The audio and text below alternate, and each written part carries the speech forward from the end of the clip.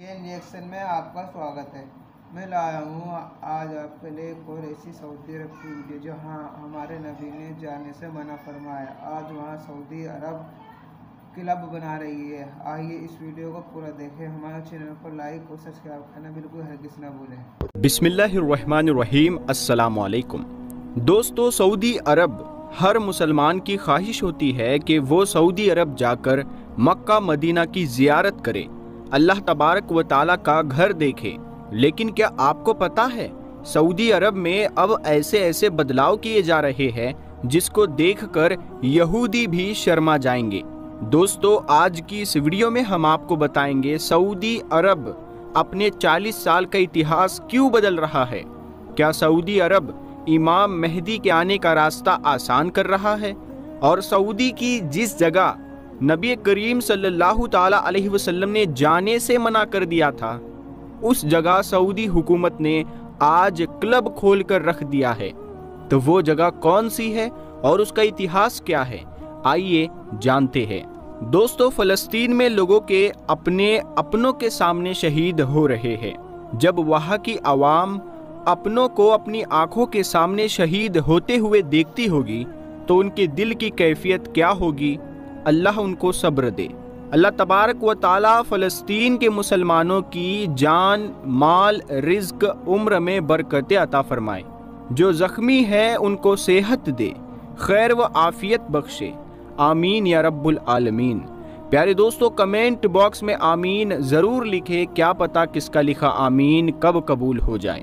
نور حدیث کے پیارے دوستو، ابھی کچھ ہی عرصہ پہلے کی بات ہے جب سعودی عرب نے موویز اور سینما پر لگایا گیا اپنا 40 سال پرانا بین ختم کر دیا اور اپنا پہلا کمرشیل سینما ہال یعنی تھیٹر اوپن کر دیا، جس پر دنیا جہان سے کئی طرح کے لوگوں نے اس پر چرچا کرنی شروع کر دی۔ ہزاروں مسلمانوں نے سعودی عرب کے اس قدم پر مایوسی کا اظہار کیا، اور وہیں پر کئی لوگ ایسے بھی تھے جنہوں نے سعودی گورنمنٹ کی اس ضد کو اپریشیٹ کیا اور اس بات پر خوشی منائی کہ سعودی عرب بھی اب نئی دنیا کے ساتھ ساتھ قدم سے قدم ملا کر چلنے کے لیے تیار ہو رہا ہے۔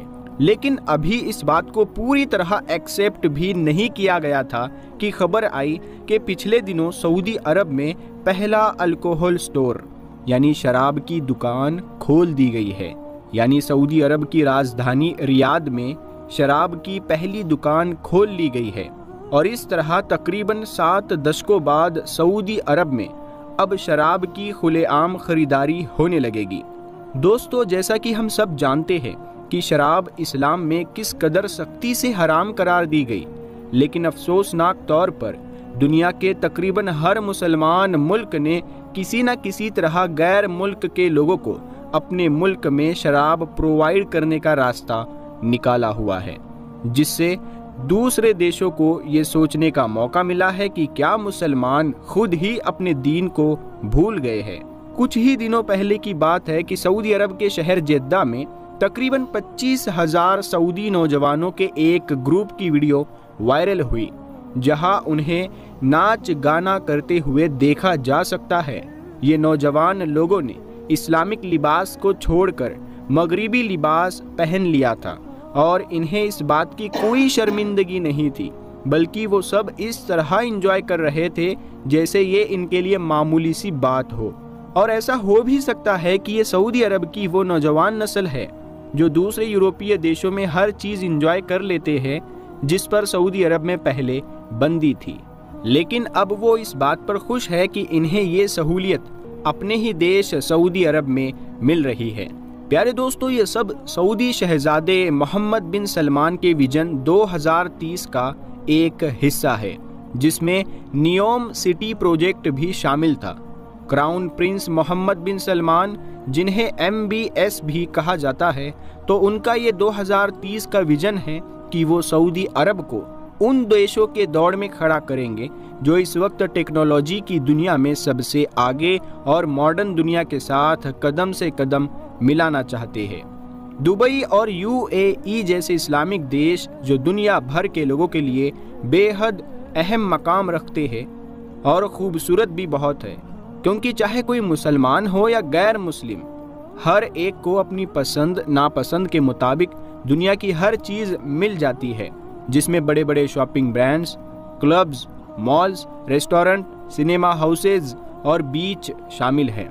इसीलिए दुबई हर वक्त गैर मुस्लिम लोगों से भरा हुआ होता है, जहां इन रेस्टोरेंट में हलाल हराम हर किस्म का खाना भी मिल जाता है और वेकेशन बिताने का भी हर एलिमेंट शामिल है। सऊदी अरब भी इसी रास्ते पर चलते हुए अब कभी सिनेमा हॉल और कभी अल्कोहल शॉप्स खोल रहा है।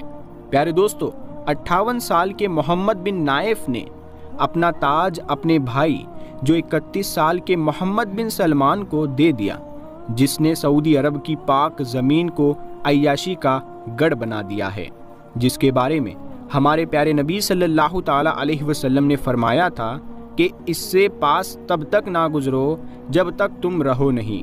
सुनने में आता है कि किंग सलमान ने सबसे पहले ये तख्तो ताज मोहम्मद बिन नाइफ के हवाले किया था, लेकिन बाद में उन्होंने अपना फैसला बदल लिया और अपने बेटे मोहम्मद बिन सलमान को क्राउन प्रिंस बनाने में दिलचस्पी जाहिर कर दी।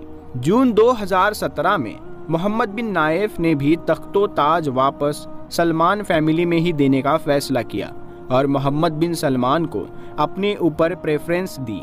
मोहम्मद बिन सलमान, जिन्हें आजकल मिस्टर एवरीथिंग भी कहा जा रहा है, सऊदी अरब के शहर जद्दा में पैदा हुए।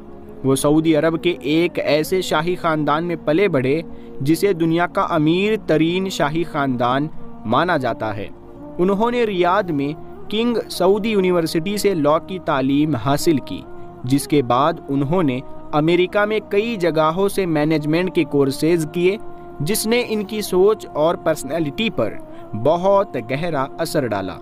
यही वजह है कि इनकी बनाई गई हर पॉलिसी में मॉडर्न नीयत का रुझान साफ नजर आता है। साल 2010 में जब शहजादा मोहम्मद बिन सलमान बाकायदा तौर पर सियासी निज़ाम का हिस्सा बने, तो इनका सबसे बड़ा गोल यही था कि वो सऊदी इकोनॉमी को मजबूत करेंगे और तेल पर अपनी डिपेंडेंसी को कम कर देंगे। शहजादे मोहम्मद बिन सलमान का शुमार आम तौर पर दुनिया के अमीर तरीन लोगों में किया जाता है। कहा जाता है कि इन्होंने 300 मिलियन डॉलर्स में एक फ्रेंच महल खरीदा है, जो कि एक बहुत बड़ा मीलों पर फैला हुआ महलनुमा घर है। और कुछ रिपोर्ट्स में ये दावा किया गया है कि साल वेटर नामी आर्टिस्ट की दुनिया की मशहूर और महंगी तरीन पेंटिंग का गुमनाम खरीदार भी शहजादा मोहम्मद बिन सलमान ही है, जिन्होंने उसे 450 मिलियन डॉलर में खरीदा है।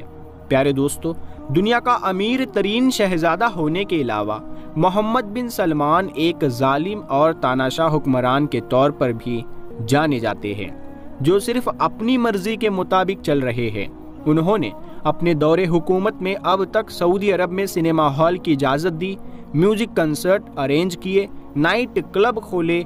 एक हदीस पाक का मफहूम है कि उन लोगों की तबाहशुदा बस्तियों में दाखिल ना हो जो अपनी जानों पर जुल्म कर रहे थे, जब तक कि तुम रोते हुए दाखिल ना हो, वरना तुम्हें भी वैसा ही अजाब होगा जो उन्हें दिया गया था। प्यारे दोस्तों, पाक अरब में ये वो जगह है जहां आप सल्लल्लाहु ताला अलैहि वसल्लम ने फरमाया था कि इस वादी से रोते हुए गुजरना, वरना तुम्हें भी उस आजाब से गुजरना पड़ेगा। और ठीक उसी जगह पर सऊदी हुकूमत ने अय्याशी के अड्डे खोल लिए। कुछ एक्सपर्ट्स का ये दावा है कि सऊदी अरब राजदारी से यहूदी फौजियों की मदद करने में मसरूफ़ है। और दोस्तों, पास्ट में भी हम जानते हैं कि सऊदी अरब ने यहूदियों के साथ इत्तेहाद कायम करने की कोशिश की थी, जिसमें इन्होंने एक दूसरे के लिए न सिर्फ अपने एयरपोर्ट खोले, बल्कि यहूदियों के साथ टेक्नोलॉजी के हवाले से भी कई एग्रीमेंट किए गए। सऊदी अरब ने फ़िलिस्तीन की सरजमीन पर कई अरब डॉलर इन्वेस्ट कर रखे हैं। यही वजह है कि पूरी दुनिया जानती है कि सऊदी अरब के पास इतनी ताकत है कि वह फ़लस्तीन के हक में खड़ा हो सके।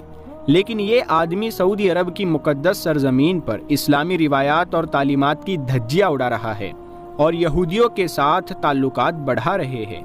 उनसे ये उम्मीद कैसे की जा सकती है कि वो अपने एक बेयारो मददगार इस्लामी मुल्क की हिफाजत के लिए कुछ करेंगे।